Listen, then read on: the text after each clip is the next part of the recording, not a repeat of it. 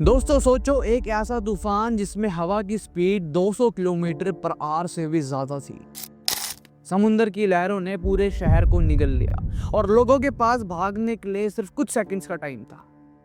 हाँ दोस्तों, हम बात कर रहे हैं 1737 के कलकत्ता साइक्लोन की, एक ऐसे नेचुरल डिजास्टर की जिसके बारे में आज हम स्कूल बुक्स में एक लाइन भी नहीं पढ़ते, लेकिन जिसने बंगाल को हमेशा के लिए बदल के रख दिया।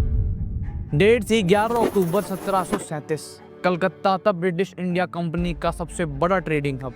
सुबह आसमान बिल्कुल क्लियर था, पर दोपहर तक हवा बदल चुकी थी और शाम तक आया वो तूफान जिसमें तबाही साफ साफ थी। अचानक से समंदर का पानी हुगली रिवर के अंदर घुस चुका था। तेजी से लहरों ने शिप्स को उलट दिया और पूरा पोर्ट एरिया डूब गया। ओल्ड पोर्ट विलियम चर्चेस और हजारों घर मिट्टी में मिल गए। ब्रिटिश रिकॉर्ड के मुताबिक लगभग 3 लाख से भी ज्यादा लोग इस डिजास्टर में मर गए। सोचो, 70s के इंडिया के लिए एक ये अनइमेजिनेबल नंबर था।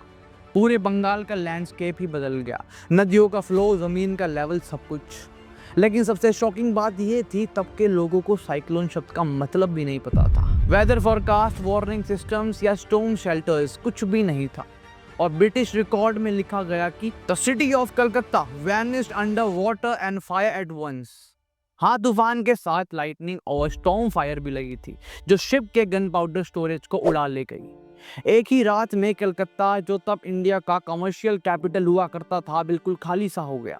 यह डिजास्टर सिर्फ नेचर की वार्निंग नहीं, बल्कि एक साइन था कि कॉलोनियल ग्रीड और कोस्टल एक्सपेंशन का प्राइस नेचर हमेशा वसूल करता है। इस साइक्लोन के बाद ब्रिटिश ने अपने ट्रेडिंग सेंटर को सिक्योर करने के लिए नए रूल्स बनाए, नए पोर्ट्स बनाए और यहीं से शुरू हुआ बंगाल प्रेसिडेंसी का एक्सपेंशन, जहां से पूरे भारत में ब्रिटिशर्स ने अपना कंट्रोल बढ़ा दिया।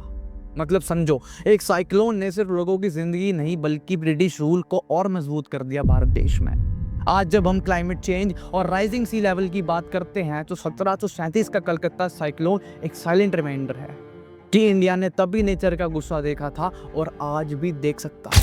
और एक इंटरेस्टिंग फैक्ट जान लो, उस समय यही साइक्लोन हुगली रिवर के पाथ को चेंज कर गया था, जिसकी वजह से आज का मॉडर्न कोलकाता एक्चुअली एक शिफ्टेड सिटी है। यानी नेचर ने बंगाल का मैप ही उथल पुथल कर दिया। अब जाते जाते ये सोचो कि बंगाल ने क्या कुछ नहीं सहा, फिर चाहे ये वाला साइक्लोन हो या 1942 की भुखमरी या उसके बाद डायरेक्ट एक्शन डे और भी बहुत कुछ। फिर भी वहाँ के लोग और वहाँ की मिट्टी आज भी भारत के साथ पूरे होश और जोश के साथ खड़ी है। एक सैल्यूट बंगाल की मिट्टी के लिए और वहाँ के कल्चर के लिए। तब तक मैं चलता हूँ, मिलूंगा अगली इंटरेस्टिंग वीडियो में। जय हिंद, वंदे मातरम।